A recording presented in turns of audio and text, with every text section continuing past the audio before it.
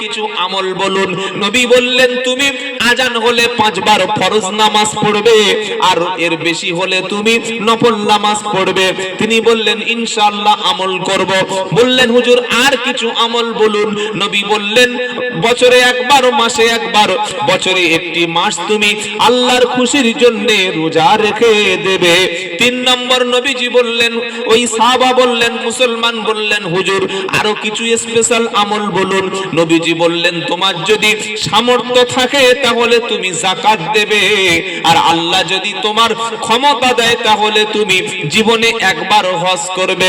ওই ব্যক্তি যাওয়ার সময় বক্তব্যটা শুনে বললেন ইয়া রাসূলুল্লাহ, বলুন সাল্লাল্লাহু।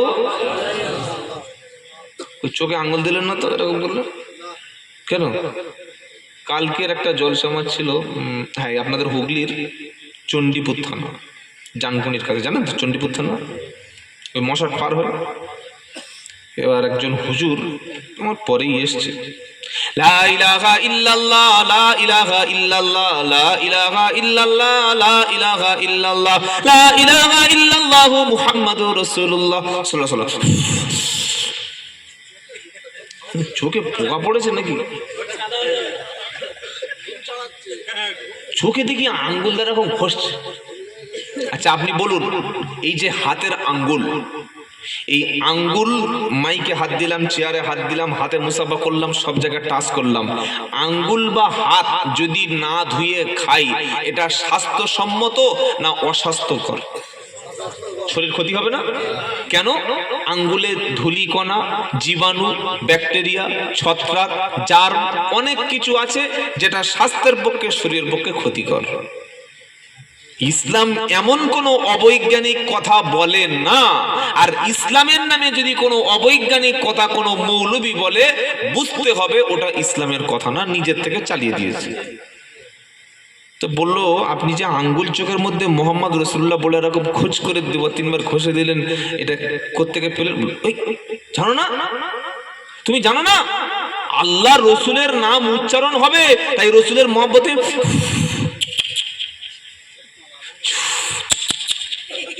বাহ, খুব ভালো, খুব ভালো। আপনি একবার কেন সারাদিন চোখে আঙ্গুল দেন? আচ্ছা আল্লাহ বড় না রসুল বড়? বলছে কি বলে আল্লাহ বড়?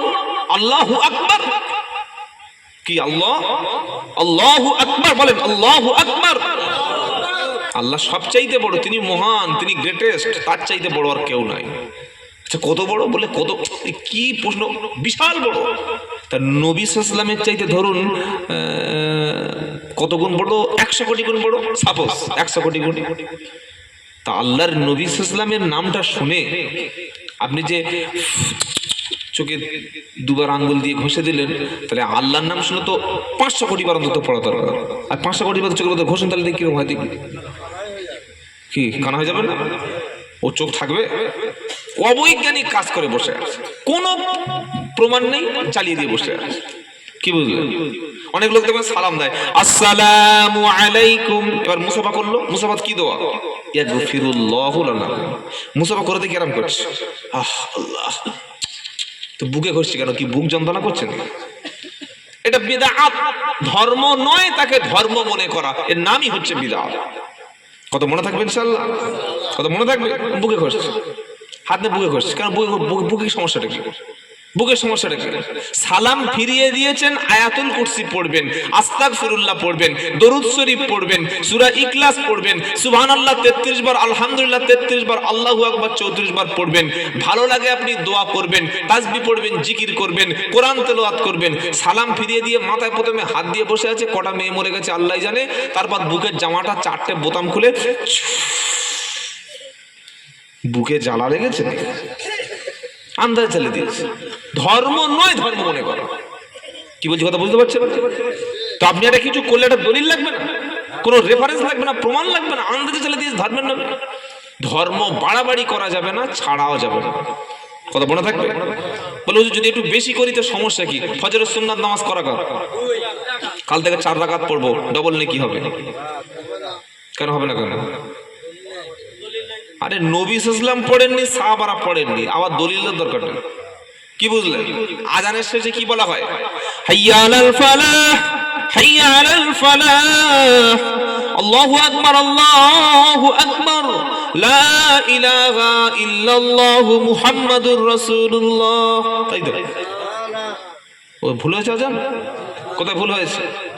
লা ইলাহা ইল্লাল্লাহ, আজান কমপ্লিট না ইনকমপ্লিট?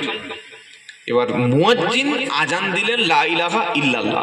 একটা মানে খুব বাজে মুসলমান, বিশাল ঘোড়া, ও কিচ্ছু বোঝে না, বাপ যা করেছে তাই করবে। ও বলছে এই মুয়াজ্জিন পাল্টে দে। বলে কেন? বলে আমরা যখন কলেমা পড়ি বলি লা ইলাহা ইল্লাল্লাহ মুহাম্মাদুর রাসূলুল্লাহ সাল্লাল্লাহু আলাইহি ওয়াসাল্লাম, আর এই মুয়াজ্জিন কলেমাটা কেটে হাফ বাদ দিয়ে দিয়েছে, দিয়ে বলছে লা ইলাহা ইল্লাল্লাহ। বলছে তোর বাপ মুহাম্মদ রাসূলুল্লাহ বলবে? তোর বলতে কি সমস্যা হয়েছে? কিন্তু আজানের সময় মুহাম্মদ রাসূলুল্লাহ বলার বিধান নাই।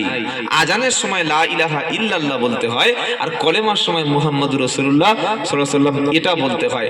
ইসলাম যেখানে যতটুকু দিয়েছে সেখানে ততটুকু আপনাকে আমল করতে হবে। তার চাইতে বেশি করলে গুনাহ হবে, তার চাইতে কম করলে আপনার গুনাহ হবে। মনে থাকবে ইনশাআল্লাহ। তো ওই বেদুইন এসে কি বলছে? ইয়া রাসূলুল্লাহ, হাবিবাল্লাহ, আপনি নামাজ পড়তে বলেছেন, নামাজ 5 ওয়াক্ত পড়ব, রোজা করতে বলেছেন, রোজা করব, আর আপনি আমাকে যাকাত দিতে বলেছেন, হজ করতে বলেছেন, এটা আমি করব, এর চাইতে বেশি কিছু করব না, এর চাইতে কম কিছু করব না। ওই ব্যক্তি যখন নবীর দরবার থেকে ফিরে চলে যাচ্ছিল, আমার নবী বললেন, সাহাবারা, দুনিয়াতে যদি তোমরা কোন জান্নাতি ব্যক্তি দেখতে চাও, ওই দেখো জান্নাতি ব্যক্তি আমারও সামনে থেকে চলে গেল। কেন জান্নাতি ব্যক্তি নবী বলল? নবী যে বক্তব্যটা পেশ করলো, উনি বললেন আল্লাহর নবী যতটুকু বলেছে ততটুকু করব, কোন আমল আমি ছেড়ে দেব না। এ বাবাজিরা, আল্লাহওয়ালা ভাইরা, 20 বছর জলসা শুনছি, আজও কেউ বুকে হাত দিয়ে বলতে পারবো না যেটা আমি শুনলাম বাড়িতে গিয়ে ওটুকুই আমল করব, যেটা আমি শুনলাম ওটা আমার ঘরের মধ্যে, আমার সংসারের মধ্যে, আমার জীবনে অতটুকু আমল আসবে। যতটুকু শুনলাম অতটুকু আমল করলেই মুমিন হলো সে। ইন্নামাল মুমিনুনা ইদা, আল্লাহ পাক শোনাচ্ছে মুমিন হলো সে, ইন্নামা কানা কাউলুল মুমিনিনা ইদা দুইয়া রাসূলুল্লাহ, মুমিন ব্যক্তি হলো সে আল্লাহ এবং রাসূলের দিকে যখন তার ডাকা হয়, আল্লাহ এবং রাসূলের ফয়সালার দিকে যখন কোন ঈমানদার মুমিন ব্যক্তিকে ডাকা হয়, ঈমানদার মুমিন হলো সে শোনে, সামিঈনা শোনে, আল্লাহর কথা শোনে, রাসূলের কথা শোনে, শোনার পরে বলে ওয়া তাআনা, শুনলাম এবং সাথে সাথে মেনে নিলাম। ঠিক আছে, ভেবে দেখি, বক্তা বললে করতে হবে, হুজুর বলেছে করতে হবে, ভেবে দেখবো। ও ভেবে দেখার নাম মুমিন না। মুমিন কি? সামিঈনা ওয়া আতাআনা, শোনে আর মানে, শোনে আর মানে, তার নাম হচ্ছে মুমিন। আর মুনাফিক ভাবে দেখি, ভেবে দেখি কি হয়, পরে দেখা যাবে। কথা মনে থাকবে ইনশাআল্লাহ। তাহলে এই মজলিসে বসলে গুনাহ মাফ হবে, এখানে বসলে জান্নাতের মজলিসে বসবে। ওটা কখন? যখন এখান থেকে যাওয়ার আগে ওগুলো মানবো, এই নিয়ত করে উঠবে, যখন গুনাহ মাফ হবে তখন। বলুন সুবহানাল্লাহ। এবার কোরআনের একটা আয়াত শুনুন, কি বলছে আল্লাহ? আল্লাহ পাক বলছেন, আমি আল্লাহ ক্ষমাশীল গফুরুর রহিম হব, অবশ্যই হব। কার জন্য? সবার জন্য, তাই তো? সবার জন্য ক্ষমাশীল, সবার জন্য।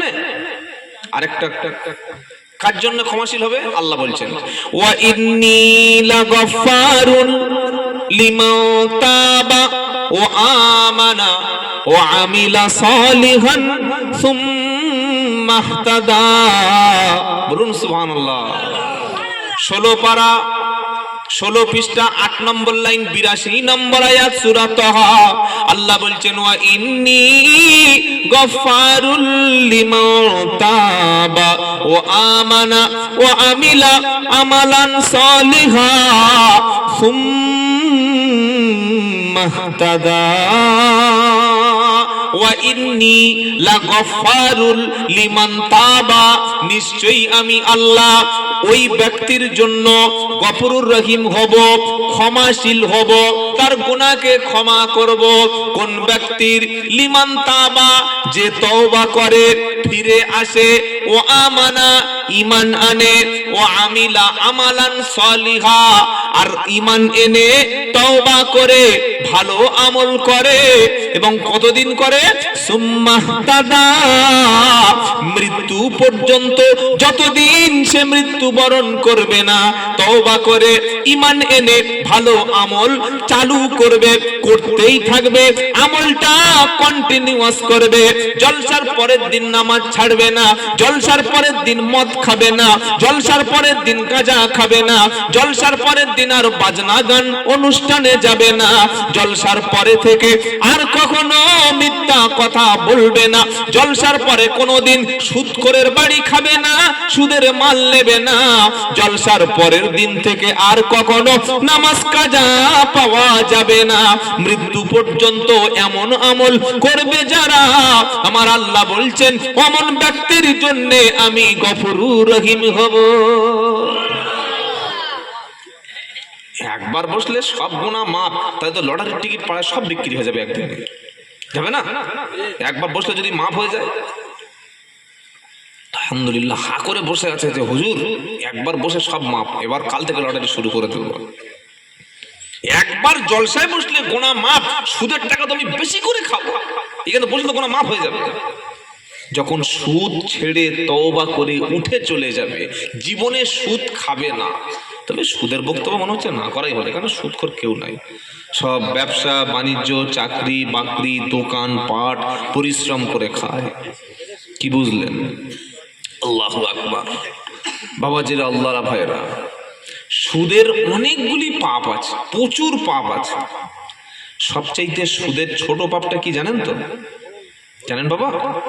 সুদের 70 রকমের গুনাহ আছে, 70টা ধারা আছে। কটা ধারা বলেন? সবচাইতে ছোট সুদের পাপ হলো নিজের মাকে বিয়ে করা। জোরে বলুন। এখানে বলছে নাউজুবিল্লাহ, টাকা যখন আসবে, মাশাআল্লাহ, ঠিক দিয়েছিস তো, 1 লাখ নিয়েছিস, 1,10,000 দিয়েছিস, তাই ঠিক আছে তো। কি বুঝলেন? সুদের সবচাইতে ছোট পাপ হলো নিজের মায়ের সঙ্গে বিয়ে করা, আর সুদের সবচাইতে বড় পাপ হলো আল্লাহ এবং রাসূলের বিরুদ্ধে যুদ্ধের অস্ত্র তুলে নেওয়া। বললে হুজুর এত বড় কথা কেউ বলে না, কোথায় আছে একটু করো ঘোষণা, তো কোরআন খুললে পেয়ে যাবে, তা না হলে বুঝতে পারবে না। ইয়া আইয়ুহাল্লাযীনা আমানুত্তাকুল্লাহ ওয়া দারু মা বাকিয়া মিনার রিবা ইন কুনতুম মুমিনিন ফাইন লাম তাফআলু ফাআদানু বিহারবিন মিনাল্লাহি ওয়া রাসূলিহি। সূরা বাকারা 278 নম্বর আয়াতে, ইয়া আইয়ুহাল্লাযীনা আমানুত্তাকুল্লাহ, ওই বান্দারা আল্লাহকে ভয় করো। জোরে বলুন, কাকে? আল্লাহকে যে ভয় করবে ওকে মেরে পুঁতে দিলে 1 টাকার সুদ নেবে। এ লোকটাকে, আরে জোরে বলো। ইমাম সাহেবের মাইনে কত? সবচাইতে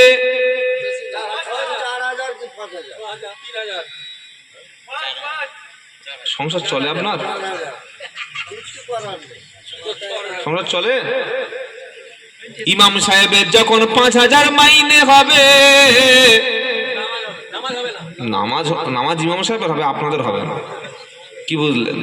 5,000 টাকায় যখন মাইনে হবে, ঠান্ডার সময় বিনা ওযুতে ফজরের নামাজ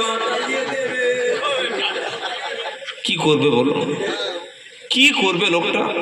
কত আর উজু করবে? ঠান্ডা লেগে গেলে ডাক্তার টাকা দেবেন নাকি?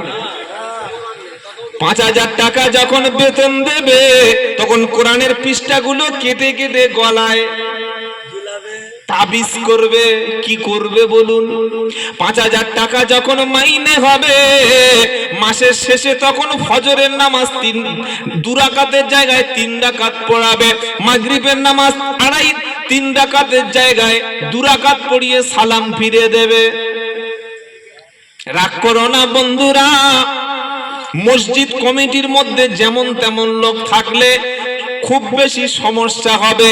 কারা থাকবে আর কারা থাকবে না আল্লাহ বলে দিয়েছে কোরআনের পারা নম্বর 10 সূরার নাম তাওবা আয়াত নাম্বার 18। আমার কথাটা শোনার আগে বাংলা কোরআন সামনে আছে, কোন বন্ধু যদি বাংলা পড়তে পারো কোরআন থেকে তাহলে জেনে নাও কারা মসজিদ কমিটির মধ্যে থাকবে। এটা আল্লাহ স্বয়ং নিজেই বলে দিয়েছে, ইন্নামা ইয়া'মুরু মাসাজিদাল্লাহ মান আমানা বিল্লাহি ওয়াল ইয়াউমিল আখির ওয়া আকামাস সালাতা ওয়া আতাজ যাকাতা ওয়া লাম ইয়াখশা ইল্লাল্লাহ। নিশ্চয়ই আমার ঘরগুলি, নিশ্চয়ই আমার মসজিদগুলি তারাই আবাদ করবে, তারা দেখাশোনা করবে, মসজিদগুলিতে তারা দায়িত্ব নিয়ে চালাবে। কারা? প্রথম শর্ত হলো মান আমানা বিল্লাহি ওয়াল ইয়াউমিল আখির। প্রথম হলো খাঁটি ঈমানদার, আখিরাতের প্রতি ঈমানওয়ালা হবে, আল্লাহর প্রতি ঈমান আনবে। ঈমানদার ব্যক্তি মসজিদ কমিটির দায়িত্ব নেবে। দুই নম্বর হলো ওয়া কামাস সালাত, নামাজ কায়েমকারী হবে। ইমাম যদি অসুস্থ হয়ে 3 দিন না মসজিদে আসে, মসজিদ কমিটির সেক্রেটারি, ক্যাশিয়ার, সভাপতি ইমামের কাছে জিজ্ঞাসা করবে না হুজুর বাড়ি গেলে শুক্রবার সোমবার হলো কেন আসলে না। সেক্রেটারি, ক্যাশিয়ার, সভাপতি নিজেই নামাজ পড়ানোর মতো কোয়ালিটি কোয়ান্টিটি থাকবে, নামাজ পড়ানোর মতো যোগ্যতা থাকবে যার, মসজিদ কমিটির নাম লেখা থাকবে তার। ফজরের সময় সেক্রেটারি গিয়ে বসে আছে তাসবিহ নিয়ে, আল্লাহ আল্লাহ আল্লাহ আল্লাহ আল্লাহ। 5:45 হয়েছে, ইমাম সাহেব কি করছে, কি করছে? 45-এ জামাত, 46 হয়ে গেল। ইমাম সাহেবের টাইমের জ্ঞান নেই, টাইমের জ্ঞান নেই, কি করছে আল্লাহই জানে, কোথায় গেছে আল্লাহই জানে। তখন দেখছে আর পাঠায়, এই তুমি নামাজ পড়াতে পারো? তুমি পারো? দেখছে কার বড় দাড়ি আছে, বড় এরকম বড় দাড়ি ছিল সেই কুদ্দুস নানার। ও চাচা সামনে যাও। ও বলছে তুমি পাগল পেয়েছো? এই দাড়িটা আমি এমনি এমনি রেখেছি? হ্যাঁ, আমার চাচার পয়সা আছে, বেকার ভাতা আমার দেয়, তো দাড়ি থাকবে, পয়সা নেই তাই রেখে দিই। লো এই কারণে দাড়ি। আরেকটা লোক দেখছে নতুন টাটকা ওমরা করে এসেছে, এই পর্যন্ত পাঞ্জাবি, এত বড় পাঞ্জাবি এরকম মেয়েদের মতো ধরে ধরে পরে চলে মসজিদ। বুঝে তো জামা বড়, সামনে যা, পাগলা কথা, জামা বড়। সৌদি আরবে 6 ফুট 5.5 ফুট লোক ওই সাইজের জামা এখানে এনে দেখছি জামা বড় হয়ে গেছে। আমি কি এমনি জামা কিনে, এটাকে আমি নিজে করেছি, কিনে এনেছি রেডিমেড মাল, বড় হয়ে ঝুলে গেছে, তা কি করবো? কি বুঝলেন? তো সকলে বলছে সেক্রেটারি সাহেব তুমি তো 10 বছরের সেক্রেটারি, 10 বছরের ক্যাশিয়ার, সামনে একটু যাও না। তো এই সামনে যাও না বলে তার 3 ফুট পিছনে চলে এসছে। কি বুঝলেন? এ যদি বলে মসজিদ কমিটির সদস্য, তো একে ইঁদুর মারা বিষ বিরিয়ানির সঙ্গে দিয়ে খাওয়ানো, শুধু খাওয়াবেন না, বিরিয়ানির সঙ্গে দিয়ে খাওয়াবেন। নামাজ পড়াতে পারে না, সে মসজিদ কমিটির দায়িত্ব নেবে? বলে কি করে দায়িত্ব সে নেবে? প্রথম শর্ত হলো ঈমানওয়ালা, দ্বিতীয় শর্ত হলো নামাজ কায়েমকারী হবে, নামাজ পড়ানোর যোগ্যতা থাকবে। হয়তো পড়াচ্ছে না কিন্তু যোগ্যতা থাকবে, কথা মনে থাকবে ইনশাআল্লাহ। ইমামের অবর্তমানে নামাজ পড়ানোর মতো যোগ্যতা যার থাকবে সেই ব্যক্তিগুলি মসজিদের দায়িত্ব দিন, ইনশাআল্লাহ মসজিদ ভালো চলবে, মসজিদ চলবে ভালো। পয়সা আছে, টাকা আছে, জমি আছে, স্ট্যাটাস আছে, বুঝে আমার বাপের জায়গায় আমি মসজিদ করবো, তুই কে? আচ্ছা মসজিদ কোনোদিন বাপের টাকায় চলে? বাপের জায়গায় মসজিদ হয়? মসজিদ নামাজের প্রধানতম শর্ত হলো মসজিদটা আল্লাহর নামে আগে করে দিতে হবে। আমি যদি 10 কোটি টাকারও মসজিদ করি, আমি যদি বলি যেটা আমার মসজিদ, তাহলে ও গেল, ওটার হলো না। মসজিদ আমার হয় না, মসজিদ কার? আল্লাহর। মসজিদ কার? আল্লাহর। কমিটি যারা আছে তারা নিশ্চয়ই ভালো মানুষ, তবে আমি অনুরোধ করব যে সমস্ত মানুষগুলি নামাজ পড়তে পারেন, যারা রীতিমতো মসজিদে আসে, জামাতে নামাজ পড়তে আসে, সেই মানুষগুলি যেন কমিটির মধ্যে জায়গা পায়, এটা আপনাদের বিবেচনা করতে বলবো। 3 নম্বর হলো মসজিদ কমিটির মধ্যে থাকবে, আল্লাহ বলছেন গল্প করছি না, ওয়া আতাজ যাকাত, যাকাত দেনেওয়ালা হবে। অর্থাৎ যিনি সম্পদশালী, পয়সাশালী, বৃত্তশালী মানুষ, মসজিদ কমিটিতে দায়িত্বে আছেন, সেক্রেটারি আছেন, সদস্যের পদে আছেন, তিনি যাকাত দেবেন। যাকাত দেবেন। যাকাত দেওয়া দূরের কথা, যাকাত দেওয়া দূরের কথা, মসজিদের কোনো হিসাব দেয় না। আমাদের এলাকায় আছে 5 বছর মসজিদের ক্যাশিয়ার ছিল, একটা টাকার কোনোদিন হিসাব দেয়নি। লোকেরা বলছে ভাই হিসাব চাই, বললে আগের ক্যাশিয়ারের খাতা নাই। যুক্তি দিয়েছে না, এখানে সব আল্লাহর ওলি আছে বাবা, হুগলি জেলার মানুষ, এখানে সব পূর্বার পীর সাহেবের মুরিদ। কি বুঝলেন বাবাজিরা, আল্লাহওয়ালা ভাইরা, মসজিদটা হচ্ছে একটা দায়িত্বশীল ব্যক্তির জায়গা। এটা অনেক সওয়াবের কাজ, এটা অনেক নেক আমলের কাজ। জাতির পিতা ইব্রাহিম তিনি আল্লাহর কাছে কাবা শরীফ তৈরি করলেন, করার পরে দোয়া করলেন, ওয়া ইদু ইয়ারফাউ ইব্রাহিমুল কওয়াইদা মিনাল বাইতি ওয়া ইসমাঈল রব্বানা তাকাব্বাল মিন্না ইন্নাকা আনতাস সামিউল আলিম। ইব্রাহিম এবং ইসমাইল দুজনে কাবা শরীফ যখন নির্মাণ করলো, আল্লাহর কাছে বললেন, আল্লাহ আমাদের পক্ষ থেকে এই কাবা শরীফকে আপনার দরবারে আপনি কবুল করে নিন। এটা দোয়া করলেন। আর কি দোয়া করলেন? যে আল্লাহ এই পবিত্র ঘরটাকে আপনি আমাদের পক্ষ থেকে কবুল করে নিন। বড় সুবহানাল্লাহ। আল্লাহ বলছে ইব্রাহিম আমি তো কবুল করে নিয়েছি, কবুল করে নেওয়ার পরে তোমাদেরকে একটা সুসংবাদ শোনাচ্ছি। কি? ওয়া ইদু জাআলনাল বাইতা মাসাবাতাল লিন্নাসি ওয়া আমনা।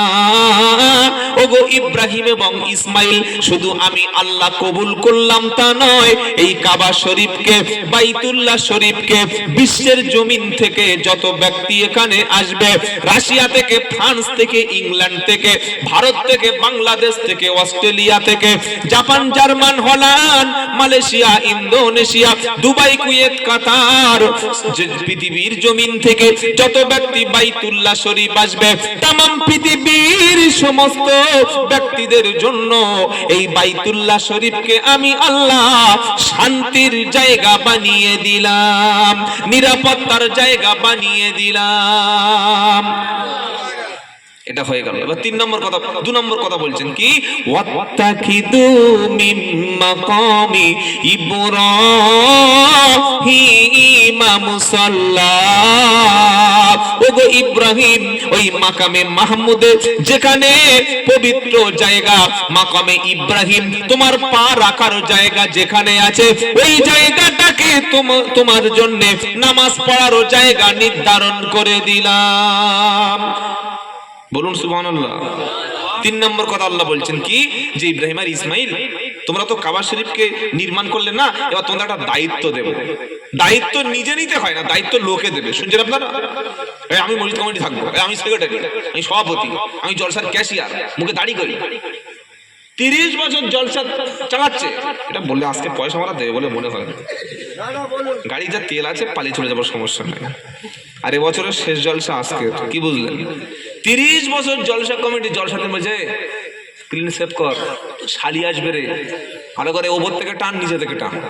30 বছর জলসা চালাচ্ছে, 40 বছর জলসা চালাচ্ছে, পাক্কা সুদের এজেন্ট, আর সে জলসা দায়িত্ব বসে আছে।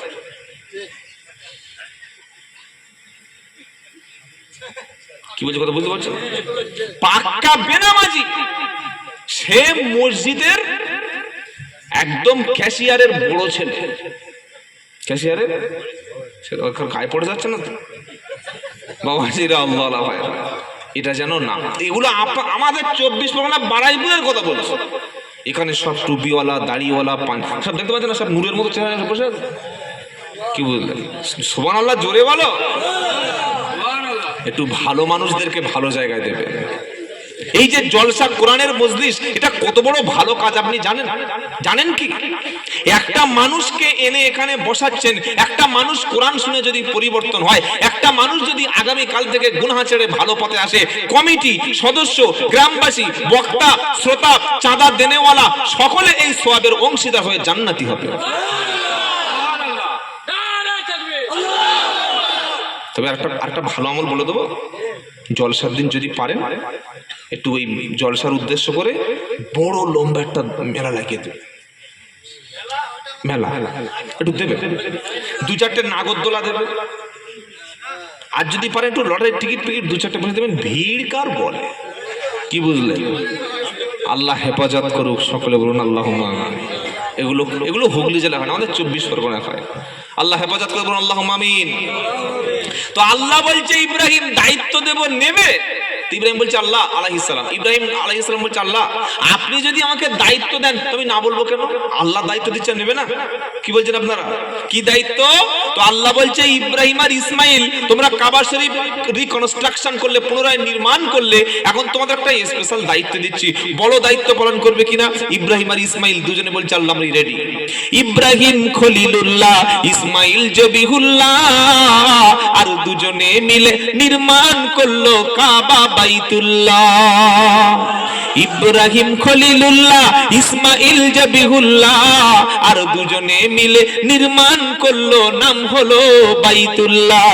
বললে আল্লাহ দায়িত্ব কি? এবার আল্লাহ দায়িত্ব শোনাচ্ছে, ওয়াহিদনা ইলা ইব্রাহিমা ওয়া ইসমাঈলা আন তাহিরা বাইতি ওয়ালিদ الطائفين والعاكفين والركع السجود। আল্লাহ বলছেন ইব্রাহিম ও ইসমাইল, আমি আল্লাহ তোমাদেরকে একটা বিশেষ দায়িত্ব দিচ্ছি। সেটা কি? সারা পৃথিবী থেকে যত মানুষ নামাজ পড়তে আসবে, তওয়াফ করতে আসবে, বাইতুল্লাহ জিয়ারত করতে আসবে, তওয়াফকারী, ইতিকাফকারী, জিয়ারতকারী ব্যক্তির জন্য এই কাবা শরীফের চত্বরটাকে পরিষ্কার পরিচ্ছন্ন রেখে দেবে। কারণ কাবা শরীফে সেখানে আগে 360টা মূর্তিকে মাবুদ বলে ডাকা হতো। কাবা শরীফের কাছে মানুষেরা ল্যাংট হয়ে কাপড়টাকে বাইরে খুলে রেখে তারা পূজা অর্চনা করত, তওয়াফ করত। আল্লাহ বলছে ইব্রাহিম আমি তোমাকে নবুয়ত দিয়েছি, তোমাকে তাওহীদ দিয়েছি, এক আল্লাহ তোমাকে চিনিয়ে দিয়েছি। তবে ইব্রাহিমের আব্বা ছিল কাফের। শুনছেন আপনারা? ইব্রাহিমের আব্বা কি ছিলেন? তিনি জন্মগ্রহণ করে বড় হয়ে নবুয়াতের চোখ যখন পেল, দেখছেন আব্বা মূর্তি নির্মাণ করছে। শুনছেন? আব্বা কি করছে? ইব্রাহিম আলাইহিস সালামের আব্বা মূর্তি নিজে হাতে নির্মাণ করছে।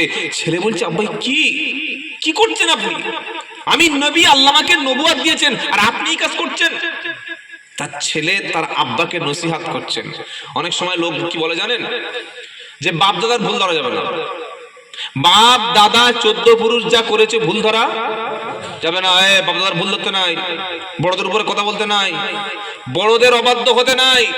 বড়দের অবাধ্য হতে নাই কখন? বড়দের সম্মানে অপমান করতে নাই, বড়দের মর্যাদা হানি করতে নাই। কিন্তু আপনার আব্বা কানা, ফুল ব্লাইন্ড, চোখে দেখতে পায় না, আর একটা গাড্ডা কুয়ো পুকুরে গিয়ে পড়ছেন, আপনি বলছেন না বড়দের কিছু বলতে নাই, বলা যাবে? আগুন জ্বলছে, আপনার আব্বা আগুনের দিকে ছুটে যাচ্ছে, আপনি বলবেন না? আপনার আব্বা খোড়া কানা মানুষ, গাড্ডা পড়লে মরে যাবে, হাত ধরে তুলবেন না? তুলবেন কি তুলবেন না? তো বাপ সুদ খাচ্ছে, বাপ বেনামাজি, বাপ হারাম খাচ্ছে, বাপ মিথ্যা বলছে, বাপ ভুল করছে, বাপ মাজারে সেজদা করছে, বাপ পীরের পায়ে সেজদা করছে, বাপ পীরের কবরে সেখানে চাদর চাপাচ্ছে, বাপ সেখানে পীরের কাছে গিয়ে সেজদা করছে, মান্নত করছে। না আব্বা যা করছে করুক, আমি বলা যাবে না, এটা বলা যাবে? বাপ ভুল করলে 1000 বার বলবেন, তবে সেটা আদবের সঙ্গে বলতে হবে। শুনছেন আপনারা? ইব্রাহিম নবী কি বলছেন? ওয়া ইদ ক্বালা ইব্রাহিমু লি আবিহি আযারা আতাত্তাকিদু আসনামান আলিহা ইন্নী আরাকা ওয়া কওমাকা ফি দালালিম মুবিন। ওয়াইদ ক্বালা, স্মরণ করো ইব্রাহিম যখন বলল লি আবিহি, তার পিতাকে আজারা। ইব্রাহিম নবীর পিতার নাম ছিল আজার। তিনি বলছেন, ও আমার পিতা, আতাত্তাখিদু আসনামান আলিহা, তুমি এই সমস্ত মাবুদকে কেন ইলাহা হিসাবে গ্রহণ করেছো? আল্লাহ এক, বলেন আল্লাহ কজন? তিনি সৃষ্টিকর্তা, তিনি হায়াত দেনেওয়ালা, তিনি রুজি দেনেওয়ালা। লাভ এবং ক্ষতি সবটুকু আসমান থেকে হয়। কোন ব্যক্তির ফুঁকে, কারোর দোয়া, কারোর তাবিজে, কারোর কোন তদবিরে আপনার জীবনের কোনো কিছু